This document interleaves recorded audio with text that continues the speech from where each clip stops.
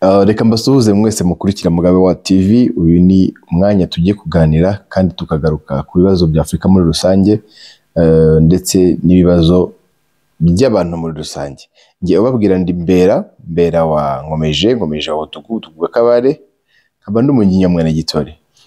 Nitwa Mugabe wa Kabahigi ka Gakwaya ka Ruzigamanzi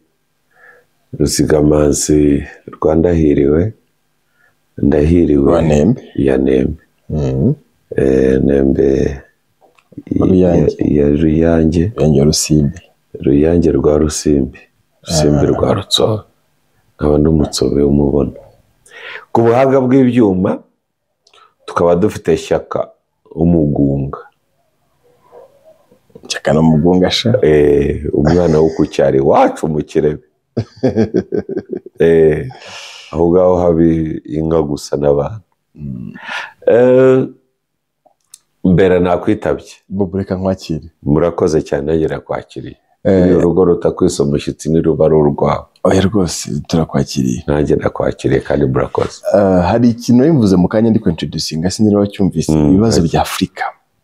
Ibibazo bya Afurika ariko tubireye mu buryo bunini, ku buryo bw'imikorere n'imikoranire. Hari akantu wigeze kumbwira iminsi ishize nkandara nkatekerezaho kumbwira ngo abategetsi ba Afurika mu gushaka abanzi barafatanya, ariko mu iterambere rya Afurika buri wese arimenya. Numva twaheraho tuganira. Urumva urugero ntabwo harworoshye. Ejo bundi Perezida Museveni yashakaga gufata Besigye.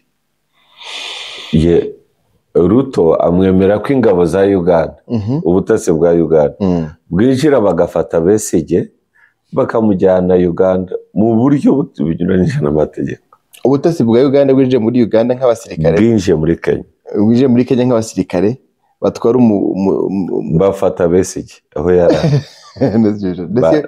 N'icyo Rutaro amufata akamubaha ndagira icyo kibazo. N'undi birasa yavuga oya Ruto kumufata akamubaha, ubundi hari bigomba kunyura mu mategeko.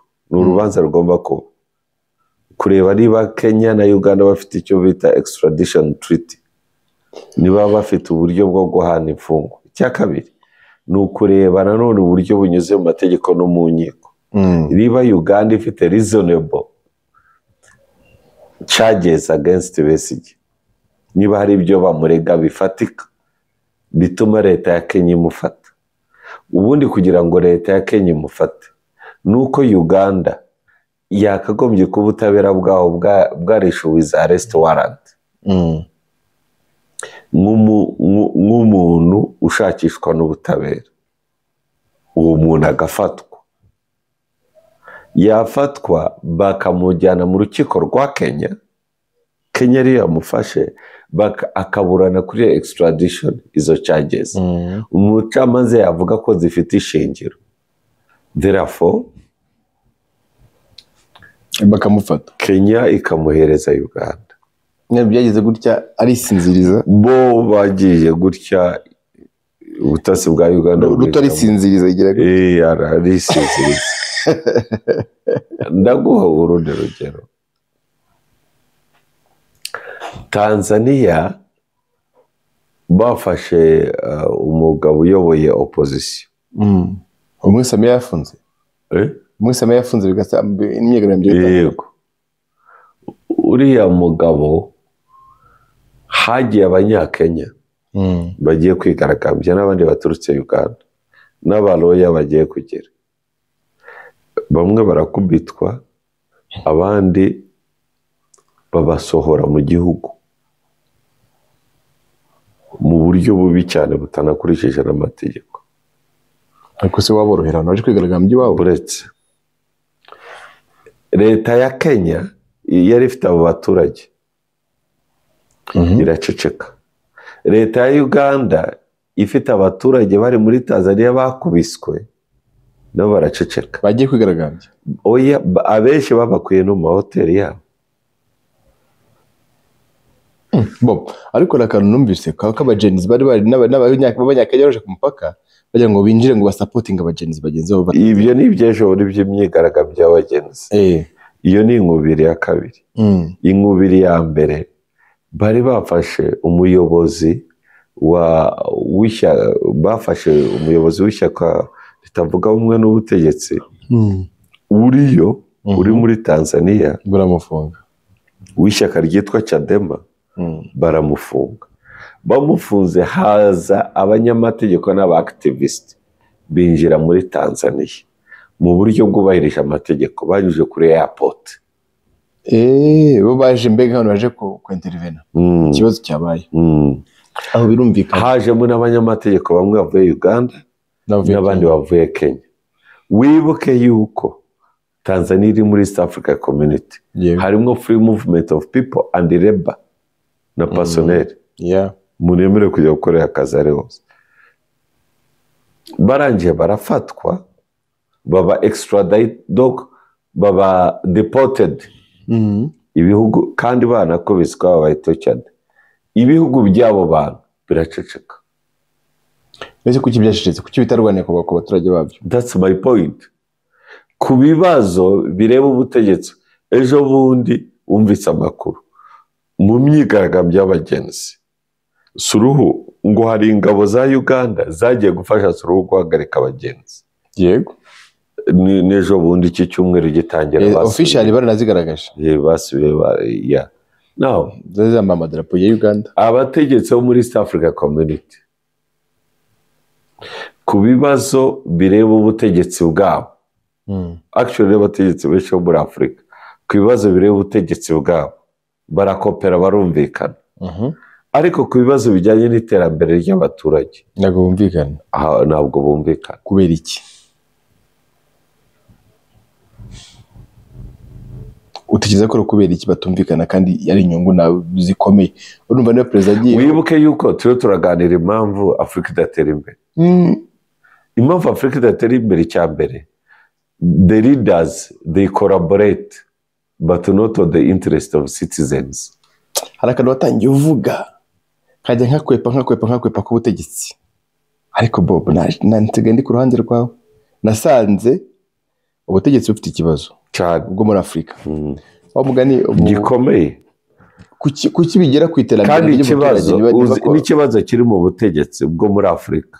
Ntabwo ibibazo byo kudatera imbere kwa Afrika babyibonaho, bashaka to project their problems ku baturage. Yego, nyamara ubwo n'uburyarye. Ubundi hagati reka nk'urugero hari ikintu leta yifuza ku muturage ntagikore. Oya, reka nk'urugero rwo bimwe birahari ariko ibyinshi ntabyo. Reka nk'urugero rworoshye. Urabona leta y'u Rwanda ikirusha ibindi bihugu biri hano duturanye ni principle, umutegetsi uri principled kandi uri coherent na structure. Niba avuze ati utubari ntitukarenze saa saba, bihita bitangira gukorwa uwo mwanya nubwo nta tegeko ririho. Ibwiriza ariko ryubahirizwa n'imbaraga nyinshi kurenza izitegeko. Hari imbaraga no mu tubari. Uzi ko polisi saa saba na 20 batangiye kuzenguruka tegereje ko ifimbe ivuga.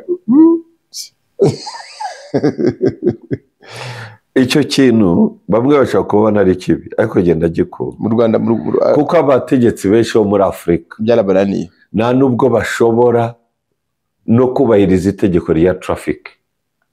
Uganda ba traffic baraguhagarika, moto zimwe zinyuraho abandi bakaga guhagarara.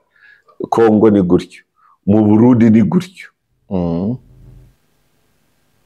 Muri Tanzania traffic bayicaye amazi. Mu Rwanda umupolisi yaguhagaritse ukananga ufite ikibazo, usanga imbere bagutegereje tamagati umuntu plakiningi anciyeho no mu rugo bagusangayo. Uzaza kubaza yakugeza kwatse bite ngize kutubahiriza amategeko y'umuhanda ayahe ko nta cyapanishe. Naguze ko umupolisi asimbura icyapa yaguhagaritse urahagarara. Kuki wanze guhagarara? Wanyoye? Uti oya ngaho amahano. mu Rwanda cyakora mu Rwanda Charlotte kwa polisi abapolisi ni urundi icyo rwego nshaka kuvuga kuri icyo kintu Kagame Perezida Paul Kagame afite control kuri system n'umuntu ku giti cye yakurenganya ariko ntabwo ari system ariko reka njye ntangize igitekerezo cyanjye impamvu kugira ngo ngirangize ni ukugira ngo ibyanjye n'ibyawe bitandukane kuko ntekereza aribwo twaba tuganira ngaho mbwira mu gihe twaba duhuza ibitekerezo ntacyo twaba tuganira ngaho mbwira urabona principle urebye mituweli ukuntu yubatse ukabona order iri mu Rwanda ukabona systems za service delivery ukuntu zubatse mu Rwanda ukabona ibintu byose biri ku murongo u Rwanda biroroshye ko rutera imbereho gato kurenza ibindi bihugu rushobora kuba ruri clean rushobora kuba ruri orderly donc ruri clean u Rwanda rufite isuku ruri ku murongo crime level iri hasi cyane significantly hasi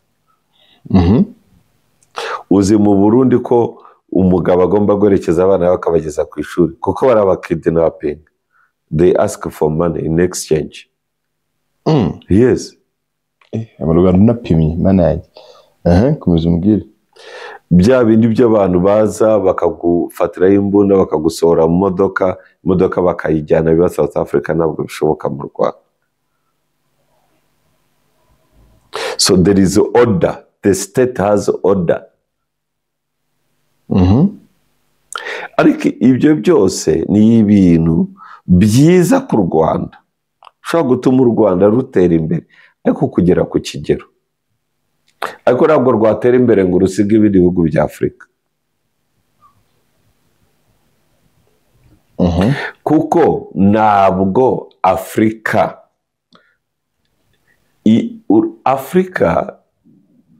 none kuki tutatera imbere niba ikibazo twakireraga mu butegetsi kandi bwo bukaba buri correct kuki kitatera imbere urakoze nuko ikibazo cya Afurika ndongera ngaruke ku butegetsi ntabwo mvuze ko buri correct hari ikindi kibazo iyo urebye ububanyi n'amahanga abantu benshi dufitanye ibibazo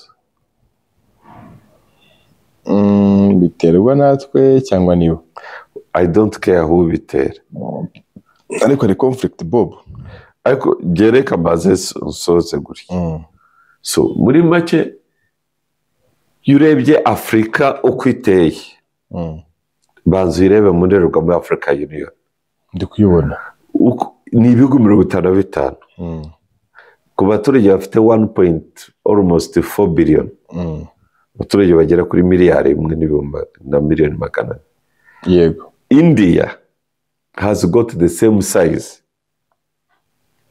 China ifite umubare w'abaturage ungana gutyo iyo tuvuga ubwinshi bw'abaturage tuba tuvuga ibintu bitatu bikomeye tuba tuvuga human tuba tuvuga abakozi human capital icya kabiri tuba tuvuga isoko marketing icya gatatu tuba tuvuga ikintu kijyanye na diversity in innovations ko abaturage ari benshi bamwe bafite abo mu ntara y'ingiyi bafite imico itandukanye abo baturage barakompitinga so it's easy to have innovation kurenza igihugu gifite abaturage bakeya bafite umuco umwe bafite n'ururimi rumwe because they don't compete kasubire kuri Afurika iyo urebye mu mibare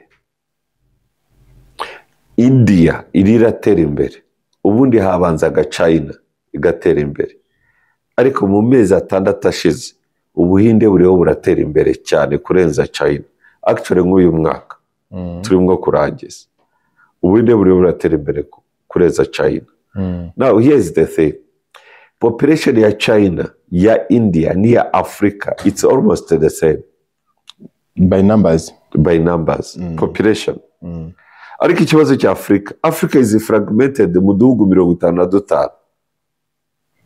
Utwishe ntabwo dukora ku nyanja, tumeze nk'udukaritsiye. mbese kugira ngo ubyumve neza, Africa yubatse nka etaje. Africa yubatse nka etaje, hasi ishobora kuba ari hanini ariko hejuru igera mu kirere. Mu kirere ariko ndiho ndavuga mu bicu. Ibihugu byose biri landlocked, biri mu ma etaje ari mu bicu, nyamara bikeneye parking. Ntajya kukumva. Noneho kugira ngo bizabone ya parking, Bobo ko nka Museveni navuze ngo ashaka ubutiyambu kuri Kenya. ntabwo ari ikibazo cya Museveni nk'umuntu, ni ikibazo cya buri ni ikiganiro nacyo kigomba gutangira muri Afurika. Ntabwo ibihugu bigera ku cyambu bigomba kubuza ibindi ubushobozi bwo kugera ku cyambu. Ese ama international treaties ntabwo yemerera Museveni cyangwa se natwe u Rwanda kuba twakoresha nk'icyambu cya Tanzania, cya Kenya cyangwa cya hano. We umugikoresha mubaye mu masezerano yo kubishyura imisoro. Tubishyura imisoro? Yego.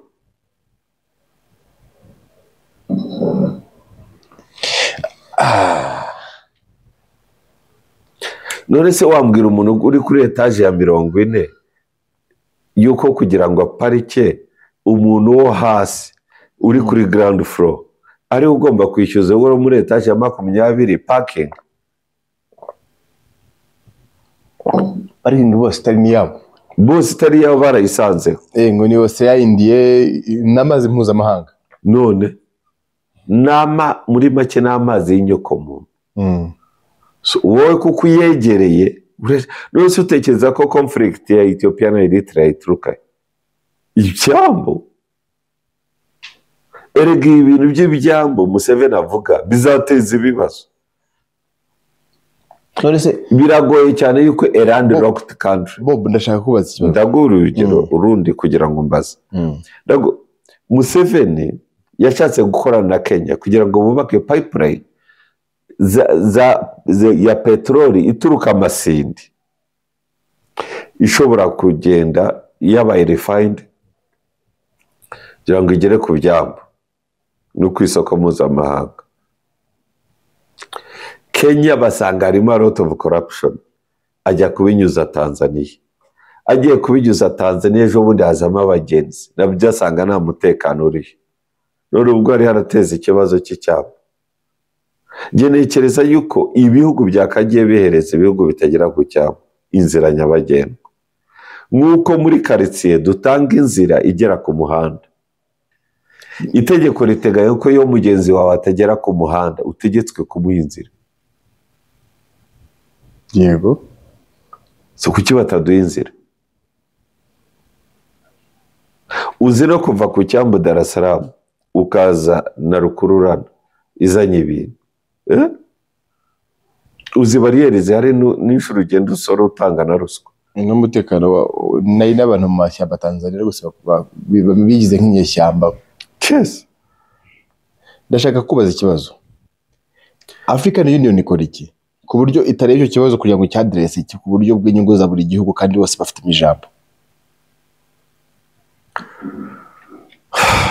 Africa Union ikikora mbaza nkubaza. You asking me as if I am the chairman of the Commission of African Union. Ariko umaze igihe kuko ni urwego ruyoborwa n'abategetsi batandukanye kandi bafite imitekerereze itandukanye na Perezida Kagame yigeze kuyobora. Ariko ikibazo gihinduka ikihe kugira ngo umuyobozi wese ugiyeho? Erega Afrika gucibwa mu duce tw'utuduhugu ntabwo ari plan y'abanyafurika. Ugiye kuba nk'abandi ngo Afrika ngo ntabwo ari projet yacu. Ndiyo ya. None se Afrika imipaka iriho nitwe twayishyizeho? Ntabwo ari twe. Hari igitekerezo badusabye. Ariko natwe twari dusanganywe. Buretse hari igitekerezo. Icyo bimuye n'imbibi ariko imipaka ari isanzwe ihari. Ariko hari igitekerezo badushyiriyeho. Ntacyo bashyizeho. Hari icyo batubajije. Ntacyo babajije. Now, ubukorodi kugira ngo urumva utwo tubazo baza n'utubazo duto ariko n'ibibazo birebire. abakoroni bacamo ibihugu Afurika bahimbye bimwe bihugu bitari ibihugu. Hari ibyo twita state nations, hari n'izindi zitwa states. Ndaguha urugero, Uburundi, it has been a state nation. N'ubusanzwe Uburundi bwari buhari buvuga ururimi rumwe bufite umwami umwe. U Rwanda has been a state nation. Rwari ruhari rufite ubwami bazi n'abantu bose bazi aho urugarukira. Uganda has never been a state nation. Yari ikisi. N'ubu ngubu it's a combination of a lot of kingdoms. So it's an artificial state created by the West. Kenya has never been a state nation. Kenya ni igihugu cyahembwe n'abakoroni. Tanzania the same.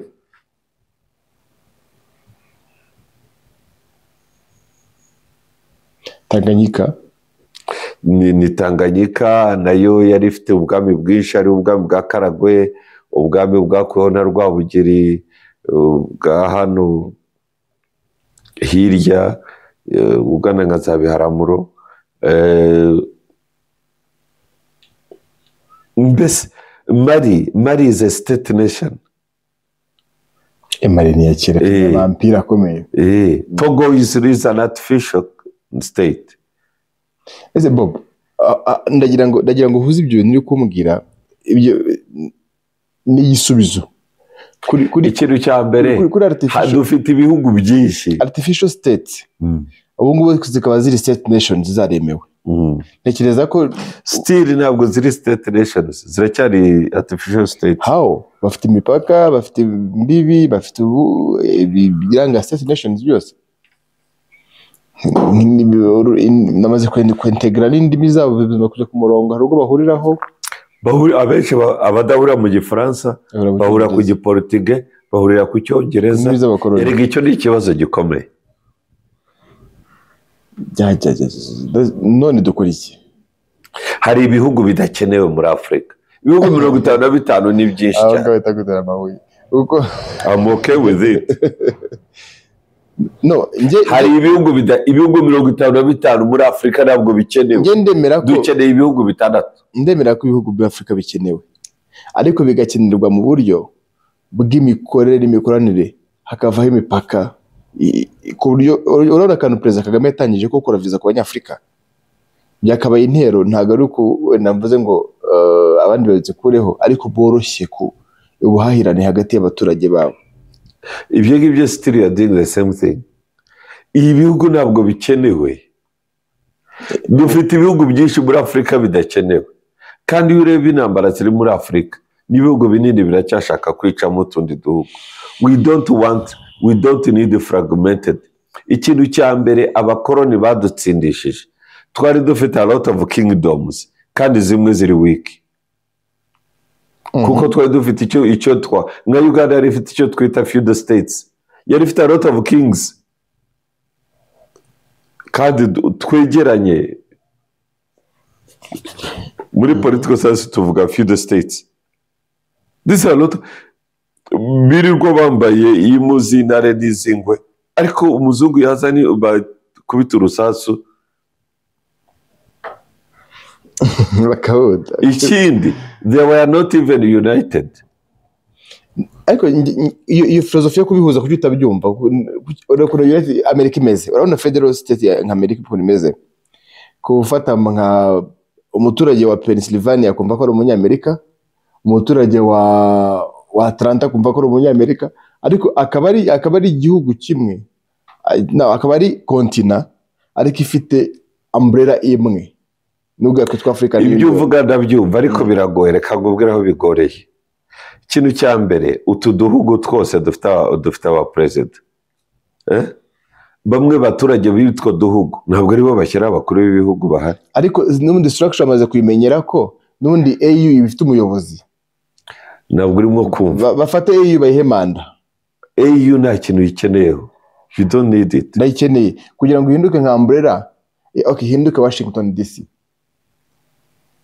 Hinduka Washington DC ku banyafurika. Ikintu utari bwo kumva ntabwo yabihinduka mu gihe Africa Union idafite imbaraga ku gihugu, kuri sovereign states. Bahindura structure. Ntabwo bayihindura. Na mandate yayo. Abayihindura ni ukuvuga ko bagomba kwicarana bakumvikana. Nese barabuze. Ntabwo bakumvikana. Kuki batakumvikana? Bafite ababi batandukanye babari hejuru. Uravuga Uburayi na babaye bagabanye. Nese biko byongeye bikanshanga. Icya kabiri. Abategetsi bagiyeho because of coup. Abategetsi batowe n'abaturage. Abategetsi babeshye ko batowe n'abaturage ariko mu by'ukuri bashyizwe n'abanyaburayi. Biragaragara no mu n'abategetsi batitaye ku baturage babo, bitaye ku nyungu z'ababashyizeho abanyaburayi. Abo bantu hamwe n'abategetsi bifuza yuko ibihugu byabo bitera imbere. Abo bantu ukabicaza ahantu hamwe muri Ethiopia, Addis Ababa, muri Rome yo muri etage ya African Union, ukavuga ngo bakore imipaka, ngo perezida wa African Union aba ariwe perezida wa repubulika, abandi ba perezida baba gavana. Iyo nama irashoboka? Ntabwo ishoboka. Ntibigende gutyo. Ariko wenda babera aba perezida bikize ibihugu byabo.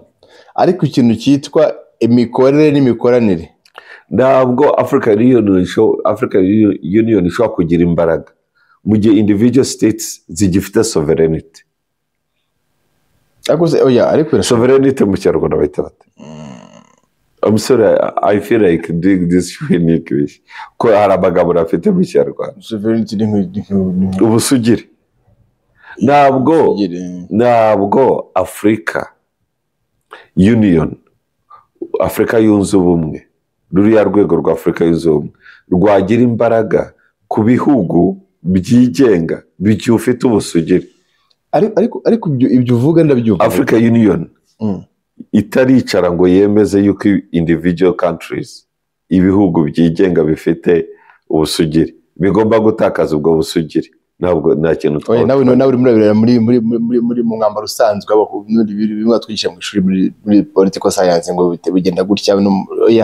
Birebe nk'ishu nshyashya. None se abanyaburayi ko badesigninze NATO igakunda, ko badesigninze NATO ariko na alliance, uretse ko badesigninze European Union bigakunda, nuko bemeye gutakaza sovereignty yabo. No, barayifite nayo. Barayifite. Ubudage buvuga nk'Ubudage ariko bufite se sovereignty ingana iki? Ikintu cya mbere mu gihe utakigenga binjira n'abasohoka.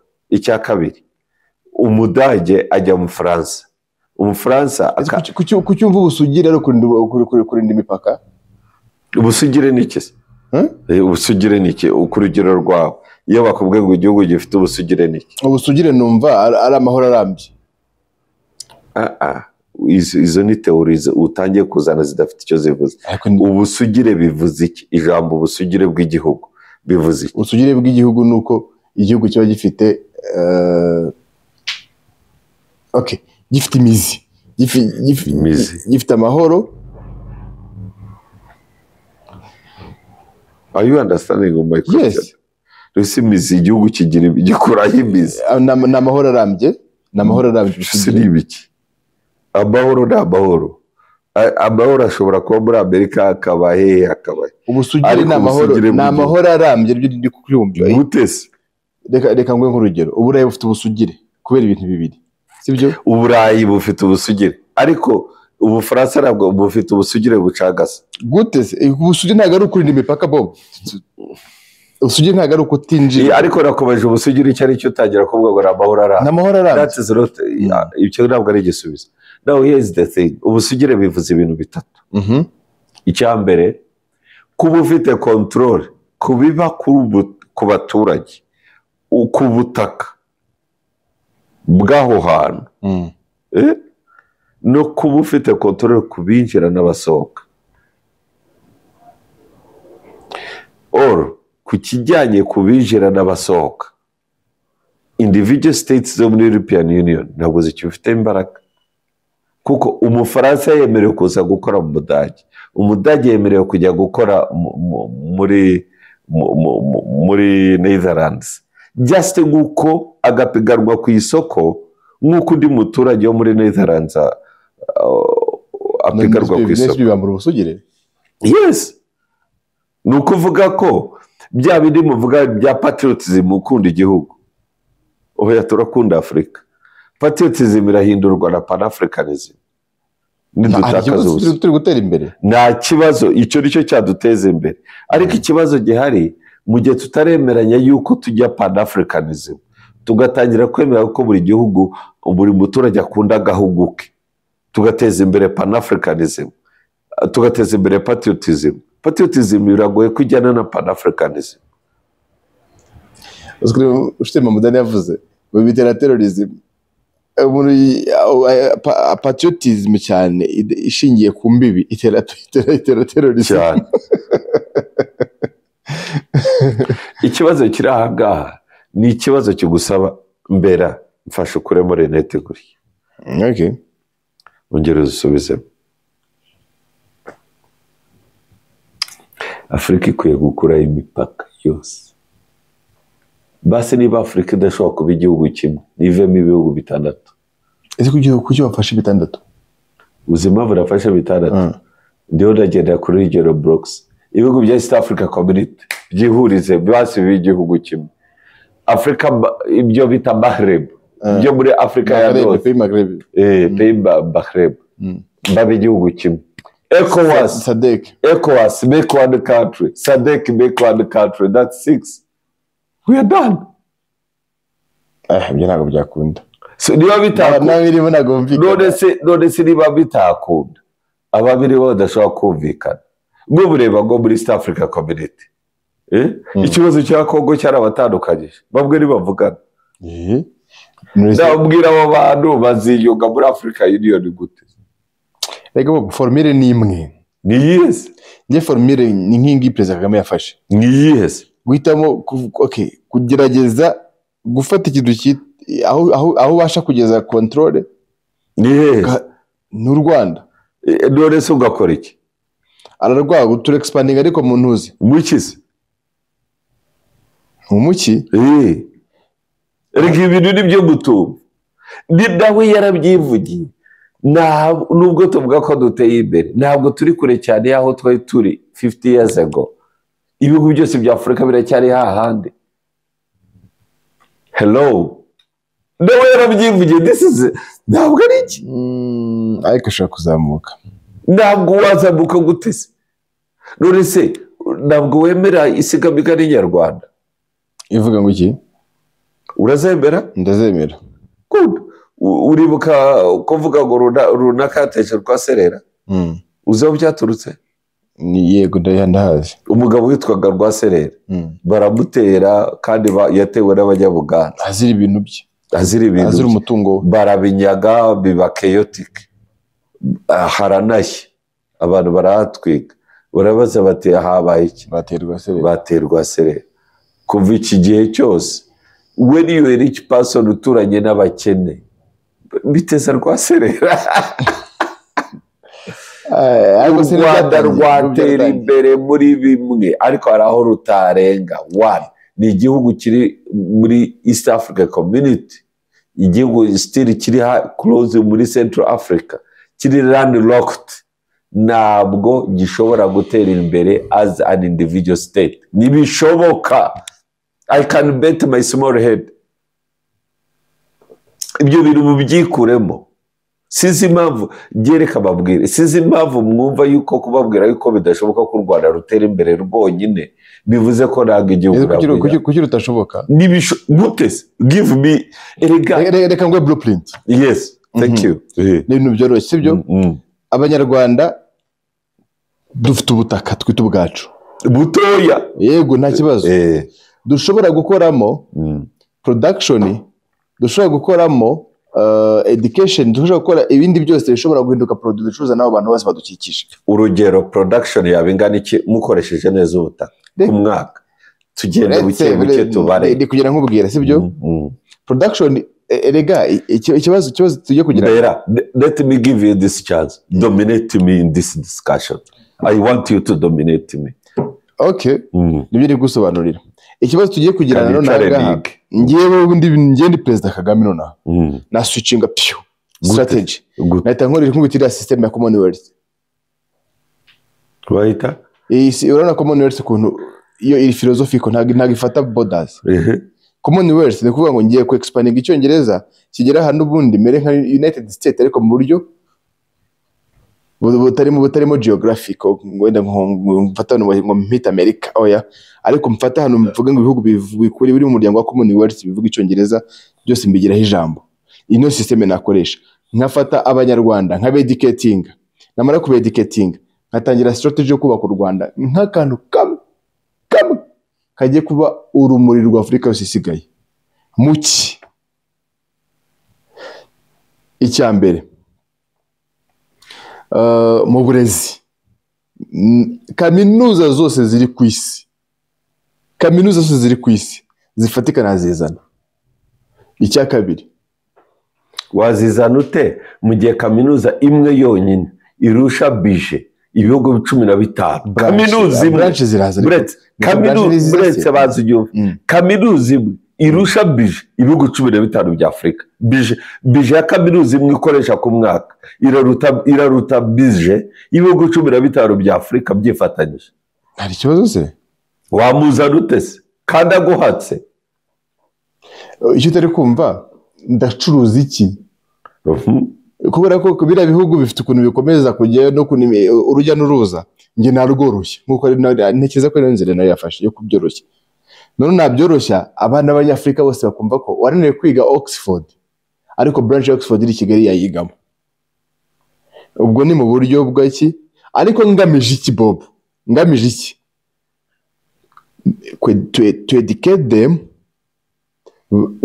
ibyo nita ko ari byiza byazamura African Union none bakagiwa kuko aba bana impamvu mfashije mu bana ni Afrika y'ejo hazaza kaba kubita ikintu cyitwa education ijyanye n'igihe maze tugiye kumara imyaka igera 70 tuvuga Afrika y'ejo hazaza ryari basanga no bari kuza ejo nta muntu hagera we need to mobilize the soldiers to take over Africa. We need to take over Africa by force. Ntabwo bikunda birakunda. By force uritwa dictator. Yida kibazo kubita Kenya ukubita Tanzania ibihugu bihuze kubita Uganda ibihugu bihuze. Ntangabo zikenewe hanga. Zirakenewe. Anga hakenewe guhindura imyumvire kandi educate them gake. Yuzi imyaka tumaze education. Ntabwo mwigeze muhuza umugambi nta muntu ugeze ugira initiative kwigisha Abanyafrika ngo bahuze. Gaddafi nawe yadominate kubera ifaranga. Uri kubyumva kandi ibi bintu ntago bikeneye amafaranga ntago ari ikibazo cy'intambara ntago ari ikibazo cy'amafaranga ni ikibazo cy'imyumvire gusa kandi imyumvire ihindurwa n'uburezi bivuze ngo na setting uburyo ariko buretse urebe uko wivuguruza mu bihugu bifite best intellectuals muri Africa Nigeria is number 1 very smart very learned educated in good schools all over the world they are very good technocrats. But look at Nigeria. What is Nigeria? Nigeria is the sixth country. Ni gihugu cya gatandatu kigurisha petroli ku isi. Nigeria iyo petroli essence gahenda. Yes. Essence garuka mu gihugu cyabo. Bayigurisha iri crude. Essence ikagaruka mu gihugu cyabo. Iri 20 times higher. Urumva ikibazo gihari igihari Nigerians uri kuvuga Nigerians uri kuvuga bize muri education system uri kubyumva bize muri education system n'ubundi yadozwe nabo ngabo karikira amadozwe nabo ngo bari kubakoloniza uri kubyumva oya babwe baragenda bakiga Stanford abandi bakiga Columbia abandi baragenda uza amashuri biga bari abasore bo muri Nigeria go to the World Bank urebe Nigerians barimo go to IMF even go to African Union who runs even banzo byitegerezo cyanjye nkirangize igitekerezo cyawe ni kirangize teach me educate me namara kubakubita muri education none ejo ndi hari umugabo nakurikiye siziba unose ko gwaye urugero rwa education abantu bari educated nugira icyo bisubiza ukavuga ngo Nigeria sica ko bavuga kubera impamvu ebyiri nurese ibyo uvuga basora bitira he ibyo ndi kuvuga ndi kubitira mu ma research n'amanuza urabitira basi tubwira igihugu byakoze. Ndabitira muri Singapore. Uzi ko Singapore igera ku mazi? Amazi rega ntago twayabura. Mwayakura hese? Mwakwimura ocean? Ntago twakwimura ocean. None by the way reka nakubwiza ukuri n'ikibazo kiri Gaza na Nusa na Israel. Ni ikibazo cy'uko ari abashaka kanari. Global business z'amakago, it's making a lot of money.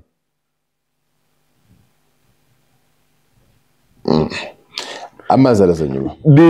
Amazi ntabwo aza nyuma. Amazi araza nyuma. Kuri wowe kuko n'uwayaduha none ahanga ntacyo twayamaza. Twayakimaza. Buri ibibazo ibihugu dukenesheje byose nibikora ku nyanja byinshi. Ni ikibazo bafite n'icy'ubutegetsi. We fixed that in Kigali ariko bisigara. Wari wabona ko u Rwanda iyo imvura iguye amazu menshi asenyuka. Yego. Do you know why? Topography.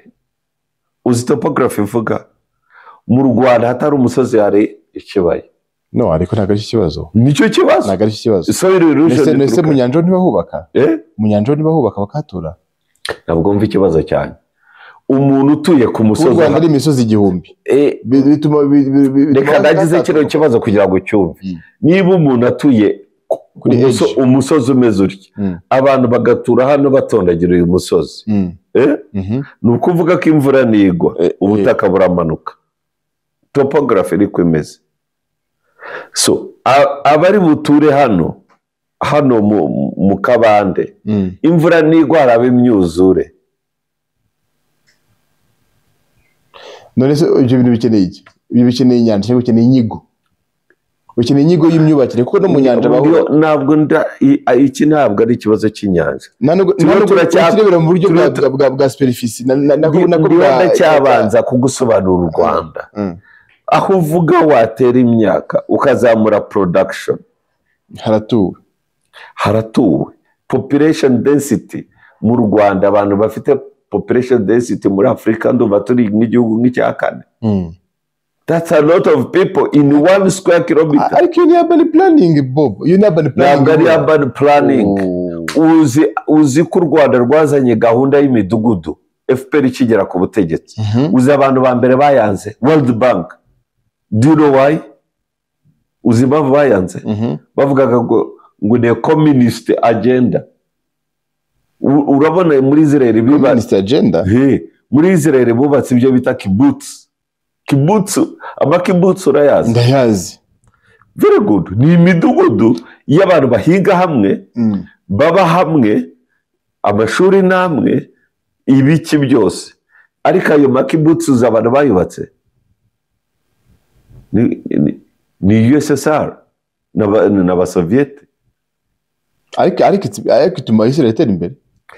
That's my point. Ariko ibintu bya kibbutz ibyo ngibyo byateye imbere kubera ko ari ubutaka bwa Soviet yaguraga ku Barabu bavugaga ko aribo ba nyirabwo. None kubakaho kibbutz gatuza abajya Israel. Icyo gihe Israel yari itarigenga. Ubu you cannot do it right now in a developing country. Ngo ubake imidugudu imeze gutyo nubwo yakemura ikibazo cya population density.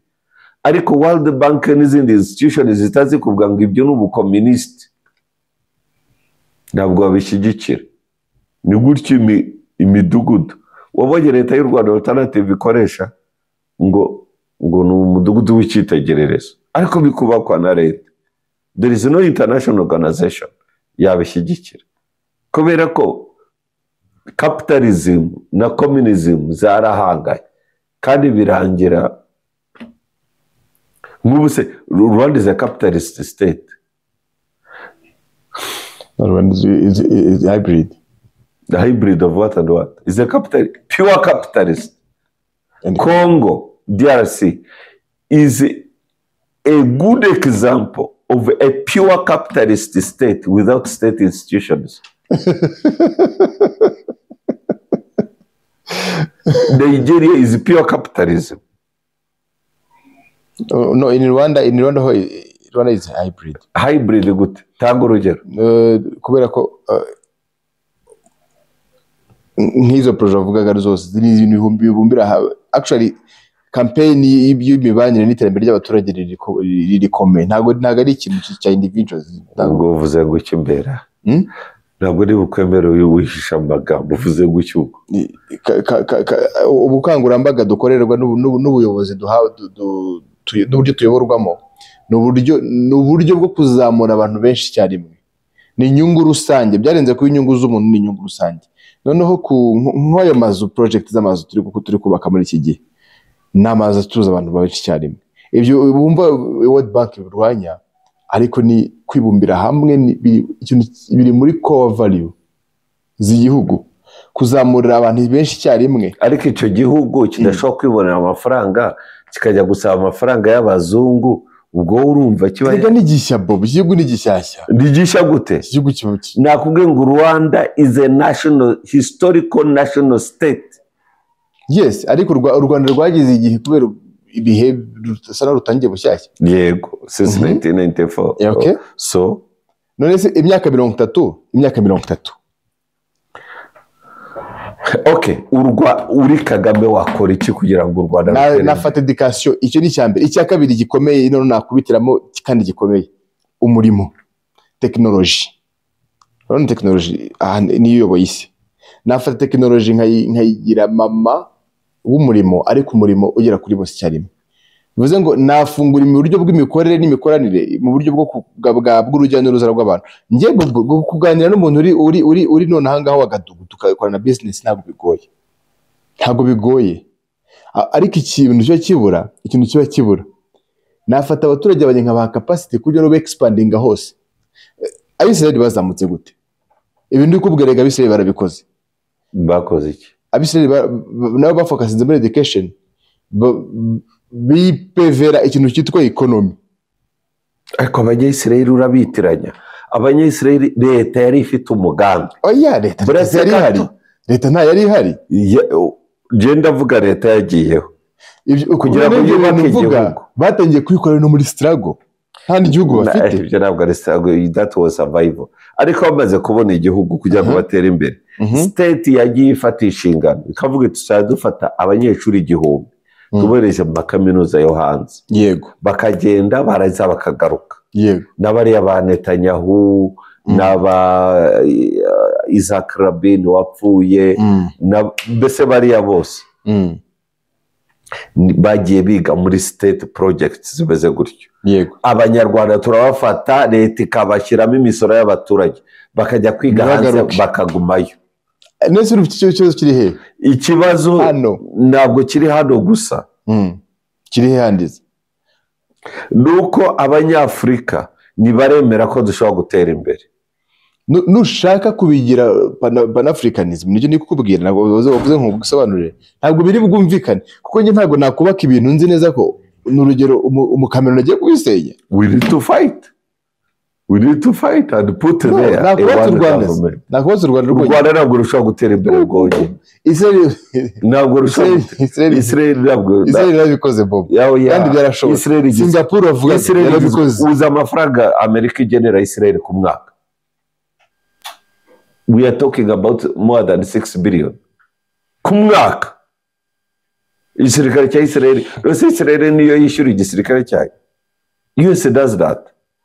None se US bikora gusa. Uza amafaranga Ubudage bohereza Israel. Uza amafaranga European Union ihereza Israel. None se utekereza yuko abantu benshi cyane ubona muri ibi bihugu bya European Union no muri Amerika bategetse. Usibye bamwe kumva ngo Abadage abandi n'ibiki, abenshi n'Abanyayisrael ni Jews. Aha, uri kubyumva ibyo ndi kubwira none. Ariko uzi nuko babaye impunzi barangiza dufite amateka atandukanye. Nagatandukanye cyane. Aratandukanye. None se mbera uba bana baraza kugicisha bazavukira nibo bazateza imbere u Rwanda. Oya, dufate n'abana umwana wanjye yajya Kinshasa kiri umunyarwanda, azateza imbere u Rwanda. Ariko najya Kinshasa nk'umunyakinshasa. None si ikibazo kiri muri Kongo cy'abanyamurenge n'abanyamasisi n'abanyarucuro babwira ngo baza Rwande, icyo kintu wumva iki ngo bagende? Mbese Masunzu ntafunze? Arafunze. None se nabyumvise ntabwo ndisho ngende sho 100%. Masunzu ntabwo dushaka afunze. Ngende sho. Okay, ndabizi neza kandi se wenyine avuga we n'abandi bakeneye barenga 10 barabarega gushaka guhirika ubutegetsi. Bumva ikibazo ikintu tari kumva. Ntabwo ushobora gufata miliyari imwe na miliyoni 400 uri kubyumva ngo zibe urumuri, ntabwo bikunda. Ngo bivuze ngo Afurika ifite miliyari imwe na miliyoni 400 ntabwo ushobora kuzifata ngo zibe urumuri icyarimwe, ntabwo bikunda. Zibe urumuri icyarimwe gute se? Zihindura Afurika ntabwo bikunda. Hagomba kuboneka umwambi waka ugakongeza ibindi byose bisigaye. Urusasu ntabwo ari isasu. Bobo nawe murashyira igisirikare cyinshi. Ntabwo ari isasu bino bintu bikeneye. Ni isasu kuko isasu birarangira. Ibitari isasu twarabigerageje kuva twabona ubwigenge. Byari Bobo n'ubu ntabwo twagerageje. N'ibi bintu dusinya bya East Africa Community turagerageza. Inama tujyamo za mwagerageje mute? Prove that mwagerageje mute? East Africa Community amasezerano yarasinywe, African Union amasezerano yarasinywe, hajya aba reforms zimwe zayobowe na Perezida Paul Kagame, izindi ziyoborwa n'abandi. Hariho n'ikindi gishyirahamwe cy'ibihugu bya Central Africa u Rwanda rwari rurimo, narwo ngo ruza kuvamo kubera ibibazo bya politike bafitanye n'Kinshasa.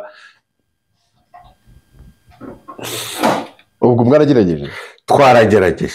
Urebye kuva igihe cya Nkurumah, urebye igihe cya Nkurumah, you're right, ntituratangira kuko from the beginning n'ibi bintu byo gutaha mu Rwanda nitwe twaraciye mu Rwanda.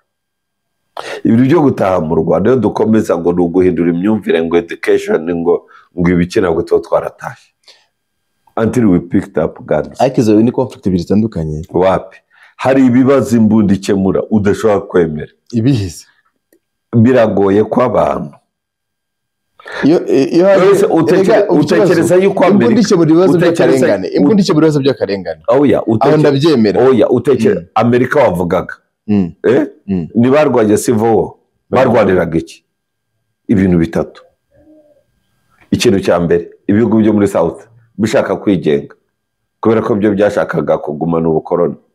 Ariko icya kabiri nabwo bashakaga ngo turecognize Washington, so bisaba ko Amerika urwana ubwayo ba generali bose bavaho kugira ngo isigare United States of America. Afrika nishaka kurwana yuzuye abantu, ariko ibyo Bob yuzuye abantu. Afrika yuzuye abantu baba intellectuals badashaka intambara, bataduhereza igisubizo uburyo tugikora. Baje muri retirement bahora basakaza ibitekerezo, batubwira ukuntu twakwiyunga kandi wabashyira in charge ntibabikore. Ejo hari umugabo ujya nkurikiraho nawe n'umwarimu muri Oxford. We need to fight. Yaravuze ngo ibi bintu ikibazo cyakemura bino bibazo. Abanyafrika abanyaburayi ntabwo bakiri ku developing. Yego, nimugende mu babyaze. Abandi mugiye mu bushaka bwe n'igihugu mu babyarire. Murandinge mubanze mujye muri ibyo bihugu neza. Naho hano muri Amerika ho mubigeze kure. Niko yavugaga. Mu myaka 50 iri imbere Afrika, isi muri rusange izaba yaragize actually uruvangitiranye rw'amaraso ku buryo uzajya utinya kwataka u Burundi uzenze ko ufitemo umwana wawe uriyo.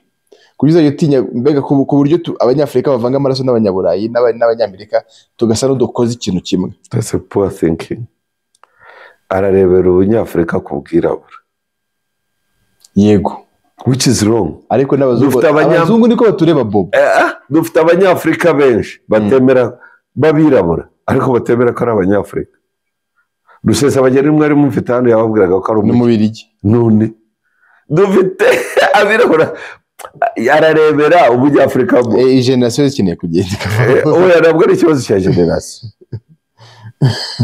You know, people speak very good accent like the Africans. Nah, I'm an American. Like, ari nyana yimbwa mi ya hano ku giti cy'inyoni. No, yes. No, I don't want to do that. Ari umunyagatega gashyekera. Nah, I can't do that. That's too African. I can't do that. The future y'isi, ejo hazaza h'isi, hazatunga iyi si, hubakiye ahantu hatatu: Ubushinwa, Ubuhinde na Afurika. Ikibabaje uko twicaye hano mbere, wicaye neza, urumva uri comfortable cyane. Urabona uko twicaye hano, Afurika iratinda kwipositioninga no kwishyira hamwe. Iraba a menu on the table.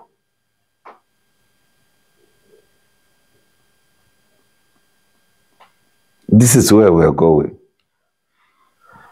Afurika irasabwa iki muri iyo trinity? Kwishyira hamwe kandi ntabwo babishaka. No, product izatunga isi Afurika itezaho ni iyi. Minerals. Africa ifite minerals, Africa ifite ubutaka, Africa ifite good weather and climate, Africa ifite inzuzi n'ibirunga, Africa ifite irirabyara. Africa ni ibintu bwo kubyara. Ibihugu hari ibintu byo kutabyara byateye i Burayi na Amerika, uburyo bageze ku bice bibiri, like 2.1. ahantu ugera muri Afurika wibaze ko Aziya ngo niyo ikora ibintu bitangaje ikagera kuri 2.5.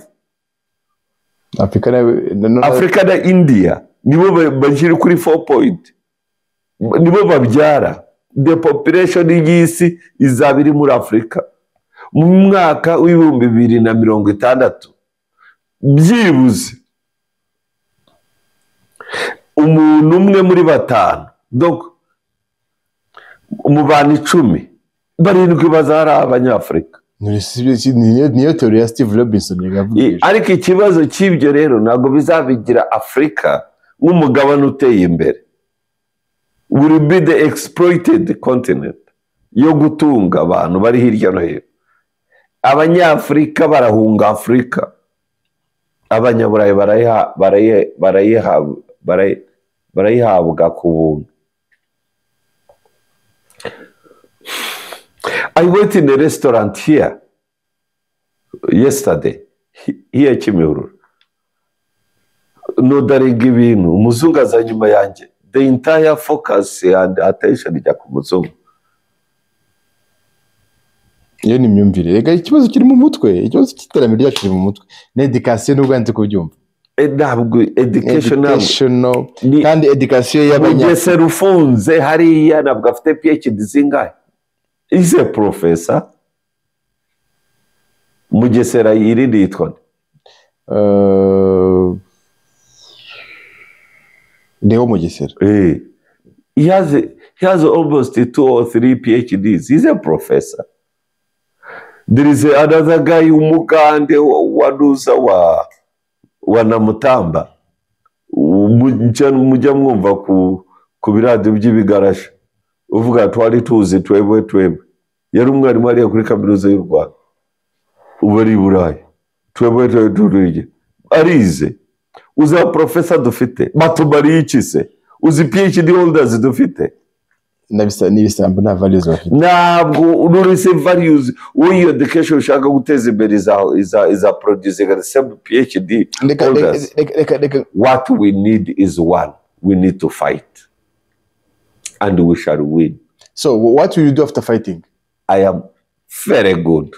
Nk'ubu urabona yaba nari mfite icyuma kigabanya imyaka. Icyuma kigabanya imyaka. Ukikora nka veni.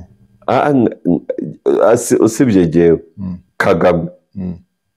Nkamukuraho imyaka nka 20. Nkayimukuraho. Twe tukabanza twishyira hamwe uburyo dukora a Pan-African movement y'abarwana. Ikibazo noneho y'abarwana twamara guhirika ibyo bihugu dushaka president tugashyiraho Kagame. None agashyiraho za policies zose mbona ashyira mu Rwanda zakora kandi twahita tuba giant vuba cyane bitarenze imyaka 20 twaba twereza ibigenazuru ku kwezi. ntabwo byakunda uzi ikibazo cyo kwanga kurwana gisirikare muriho murabyara izindi ngabo zitwa abagenzi bafite ushirikiano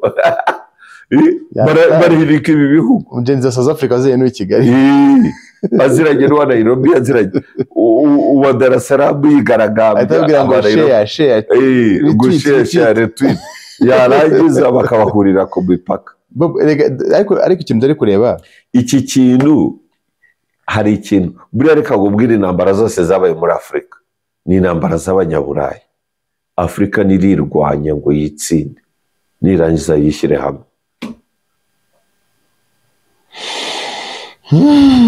ibyo bintu ko ibintu byarangije igihe byabaye outdated. That's where ubwo muzaba muvuga ngo ni amahoro nibwo muzaba development there is no another way yo gutera imbere irahari nayo irahari kukubeshya bariyo baragutera ikijya baragusinziriza nta mundi kunsinziriza niwe rero education yahindura isi iyo ntabwo ari kuvuga education yahinduye ikihe gihugu azi yahinduwe na education ikibazo turimo rebera education muri curriculum ndaguha urugero Ubuyapani bwahinduwe na education Singapore na education byahinduwe n'igize one man disciplined enough to put structures discipline is a part of education. Banza wumve one man one prime minister wirengagije n'ibyamanga one akaba afite na right environment afite igihugu cye. Iyo right environment rero yayishe banza education afite igihugu cye kikora ku nyanja mu bintu byateje imbere Singapore byinshi ni ports. Ariko uretse gato nkubaze port ubwo ari muri ekasi uvuga ngo Tanzania ntabwo gushyira imisoro. Tanzania ntabwo ikwiye gushyira imisoro. U Rwanda rukwiye inzira iva hano ikajya Tanzania ikagera ku cyambu kandi iyo nzira Tanzania ikaba itayifiteho uruhare. po tuvuga nta hantu ihuriye n'umuzi w'ikibazo cy'iterambere ry'Afurika. Birahure nta gihugu cyateye imbere kidakora ku mazi.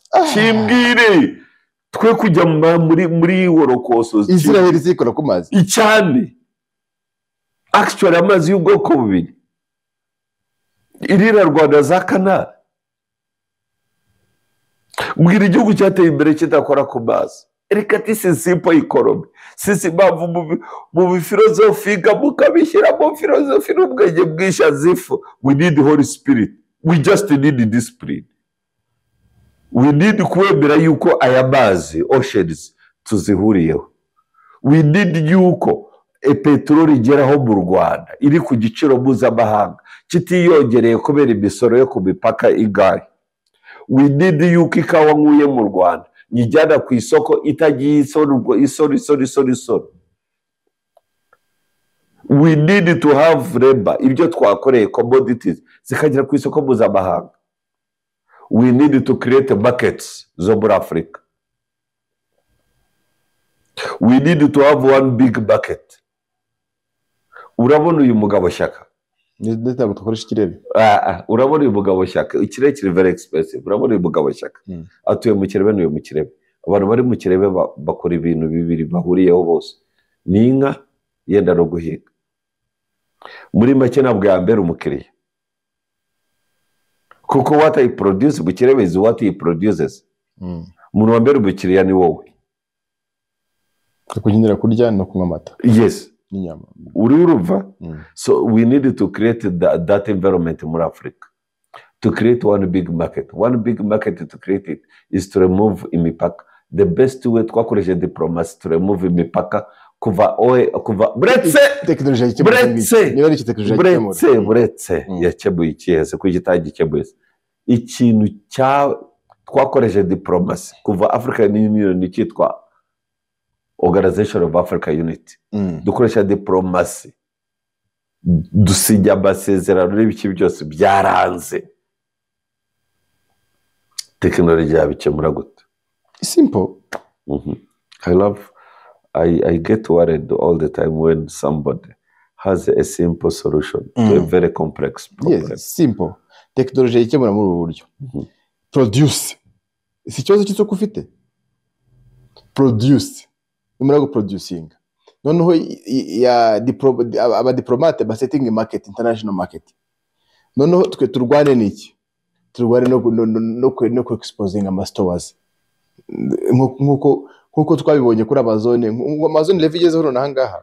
Mbera uratuma dushwana areka baze nkubwira uratuma dushwane kuko urigizaga uravuga ibintu ukagira ngo ariko ahubwo ikibazo ndi kubona gihari kandi gikomeye uri kureba ibintu muri nuze muri nabyita nko mu myaka 50 ishize Bob igihe cye gatuza n'imbunda ntago nge nkemera oya wowe uri umunyabwoba si ntabwo ari ubwoba ahubwo ntekereza ko ari izindi nzira kandi inzira ya mbere ahubwo inzira y'imbunda uzi yuko Nyerere igihe cya independence Nyerere igihe cya independence Nyerere yanegoshiatingaga n'u Burundi n'u Rwanda kugira ngo create one country. Ntabwo twigenga kuri cyo twari kunegosia ibyo bintu. Kandi icyo gihe bari kubidiringa n'abirigi n'abadage. Oya, icyo gihe bari ndakubwiye igihe cya independence twabonye ubwigenge. Ntabwo twari dufite, twabonye autonomie interne rega. Ntabwo twari dufite. Ngo twabonye autonomie interne. Uvuze iki se? Interne autonomie. Niko pepa yanditseho ntabwo ari independence. So nayo mvuga ntabwo mbeshye. None ubyicaye dusubiye ubu najya tekinoloji yanashirije muze ikintu cyabaye ubushize twisobanura kandi ibintu bisubiye bize kunsobanura intambara yo muri Ethiopia ejo bundi urayibuka yego none se wowe Bob niba none ahangaha ushobora kurasa umuntu uri muri Amerika uri hano uri kubyumva ukoresheje drone urumva ukeneye intambara y'urusasu urayikeneye nuko iyo tekinoloji cyikoroye uyikoresheje drone umva impamvu intambara muri Afrika itanashoboka nta nubwo ishoboka kubera iki warugana uteze kubera iki utarwana udakontora satellite warugana uteze none se technology ese iyo tekinoloji uririmba you are just excited by social media. Yes, none se ubu none ntambara ziri muri Afrika ariko intambara zihari ni intambara right now hano muri Congo bari bararwana Sudan ni intambara zikomeye South Sudan ni brink of ariko ni intambara ihaga iri between ibihugu bibiri ama conflict ari intano ntabwo turajya yewe I suggest ahubwo igihe twaburaga ubwigenge iyi ntambara iheraho ntabwo byari gukunda tukabona abantu gabata Leopold aragishonje ntabwo byari gukunda kubera ko n'ibyo bintu bya autonomie interne bikabaza bikavaho oya ntabwo byari gukunda kandi barashyize guverinoma tukabona ubwigenge Kadafi ngabo zabirigi. That's why so muri make uracyavuga ko dukoroneshwe turakoronejwe ariko ubwo bukoroni tekinoloji yabukuraho cyane ahubwo irakomeza irabukuramo through education. Nicyo kintu turi kumva ariko tekinoloji yakuraho dore pile 3 education mvuga ishingiye kuri pile 3 education y'indangagaciro values n'ibiki hakazamo tekinoloji buretse n'iriya shuri ryigisha values dufite 20th century skills icyo twita soft skills indangagaciro za human being mbwira kaminuza izigisha ntabwo se curriculum zitarimo nizi mbwira ishuri rifite ayo masomo amashuri sarabigira ariko Jesus Christ nese n'iki tabigira mbwira ishuri izina URA irabigira department yitwa gute department zo zirabigira nitegeko ethics exam ethics ni uzi ibyo bigisha muri ethics erega ndabizi ibyo nigisha muri ethics nibyo niga muri ethics. bigisha iki? Bigisha ibintu bibiri: professionalism n'amagambo y'amuga, icya kabiri communication, cooperation, creation, hamwe na ntuze na cyo ni igiti mwe y'ikinyarwanda yakemura utwo tubazo. Yes. ngo communication, creation, partnership, ibyo bintu rero barabyiga mu ibyo byita uburere, ariko bushingiye ku ndangagaciro n'izi. Icya mbere muri Afurika kintu. We are going to sit here and lecture me about that shit. Ntabwo ndi kuvuga pairs eshatu zanjye. Mbera ntabwo ndi bugende. Umva pairs eshatu zanjye. Ya mbere yabaye values. Ya kabiri wa technology. Ya gatatu mbaza ngo ni iyi. Vuga man. Waze turwana. Indira system ya religion. Ata mindiro kamana gutya. Wari ukabigenza ute? Warica? Ntabwo narica. Ahubwo narishyira under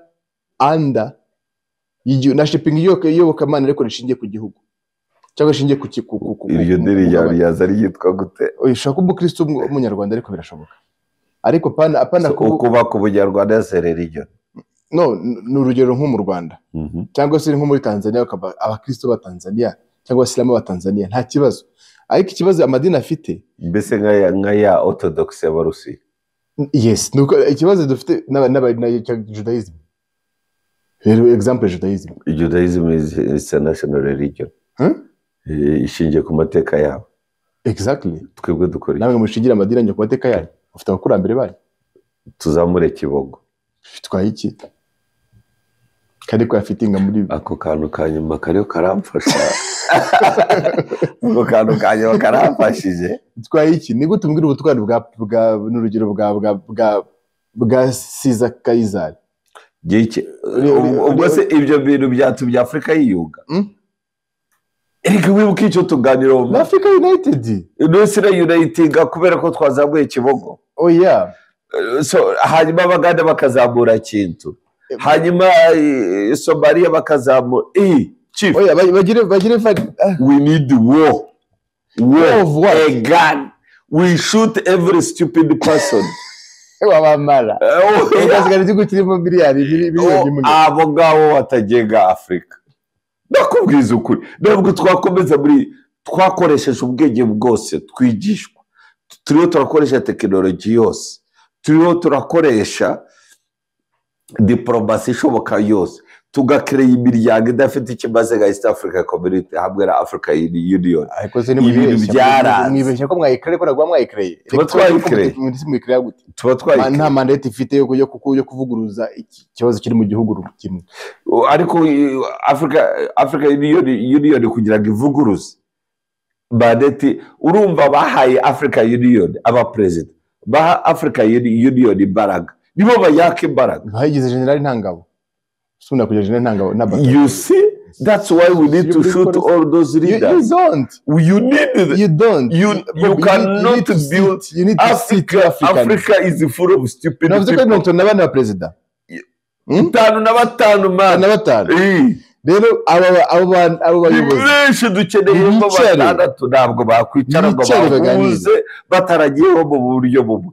Bamwe akandi kantu koroshye. Bamwe n'abaturage babo sibo bagira imbaraga zo kubakira. Ntabwo ushobora kumbwira yuko yandayite ya Paul Biya ari utegetse Cameroon. Icyo ni ikinyoma. Afrika ibintu byinshi ni gutyo. Niwabwiye ko Tshisekedi ari utegetse Congo. Ntabwo ushobora kubiyumvisha. So, do you know what you can do? You need to shoot every human being who is stupid. Dukeneye intambara. Urabwirwa ntabwo dukeneye intambara. Dukeneye intambara iri serious. Dukeneye mobilization. Nta mobilization ikenewe. Mobilization niyo tuyikora basi kugira ngo abaturage bahirike bano bantu. Ariko ikibazo bazazana n'abandi bize bambaye rineti bakomeze bakore bwa bugingo. We need to shoot them. Jewe nsoza. Ndabiza abakomisiyoneri bakunda ubuzima kandi nibo baraninga Afrika. Urusasi iyo ruvuze bafata indege. Abantu umuntu ahangana nabo gusa ni sisitemu z'umutekano ziba zarabaye korapute n'abakomisiyoneri. Izo sisitemu zibonye bashebusha bagiye nazo they surrender. So ikintu cya mbere rero ni ukuvuga ko n'intambara nubwo yarenza umwaka umwe. Ariko you don't need the wall. Icya kabiri nta n'umuturage wapfa. Intambara irasenya ntiyubaka. Iyo ni theory. Ariko you shoot ikigo cya gisirikare. Erega iki kibazo reka gisirikare n'intambara ntibi. Izi mpaka kuko ntabwo abasirikare baba mu baturage. Dore jewe icyo mvuga of course iki kiganiro ntabwo cyasoza none aha ngaha, ariko I have this crazy ideas. Gusa ntabwo ari jewe gusa, nawe ufite ibyo utekereza kandi ndabyubaha, nanjye mfite ibyo ntekereza, ariko n'abafana bacu bafite ibyo batekereza. Reka iki kiganiro gikomeze. Ni gute Afurika yakwishyira hamwe, ni gute Afurika yatera imbere. Batwandikire hasi. Icya kabiri, abantu bashaka kwamamaza tubahaye ikaze. Ikindi nabonye abantu banyandikira ni ikijyanye, hari utunuza nari mbonye hano mu kanya asifiwe inomero ngo za rya toro ryitwa Intare ntabwo yazishyizeho. Ikindi reka ibi biganiro bikomeze, mwese dutekereze icyakorwa. So mbere ndagushimiye cyane. Ndagushimiye Bob. Ariko dukomeze dutekereze. Ni utekereze izindi new ideas. Technology nanuze na education ndacyabagazeho cyane. Nge na education magazeho ihindura mindset. Niho hano honyine mbona ikibazo muri Afurika. Technology ihindura mindset. Education ihindura mindset. Education ihindura mindset. Nicyo kintu ngiye mpagazeho. Ikibazo ntabwo zigiye byafata. Nubundi ntabwo kiri hasi y'intambara yafata. Intambara ntabwo zigiye yafata. Nyakubahwa imyaka igihugu yanjye ndayizi. Intambara ndabizi yafata. Uzaba strategic usobanura ukuntu byagenda. Nanjye asobanura ukuntu. Jewe si uko nkunda intambara, ariko ni uko ari wo muti wonyine mbona. Ariko si uhari wonyine. Nawe urahari, ariko uri ku meza. Ngiye ku meza yanjye urahari. Wonyine se? Hari n'iyindi. Reka tuzaganire ku yindi uri kureba nayo turebe ko twabibyaza umuti muzima. Ugira umunsi mwiza. Akoze cyane. Murakoze cyane.